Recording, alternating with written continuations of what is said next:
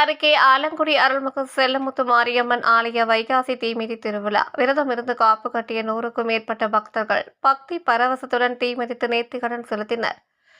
நாகப்பட்டினம் மாவட்டம் ஆலங்குடியில் பழமை வாய்ந்த அருள்மிகு செல்லமுத்து மாரியம்மன் ஆலயம் அமைந்துள்ளது.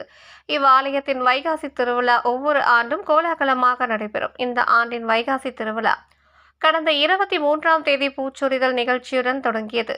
தொடர்ந்து அம்மனுக்கு அபிஷேக ஆராதனை, காவடி, மாவிளக்கு, அம்மன் வீதி உலா காட்சிகள் நடைபெற்று வந்தது.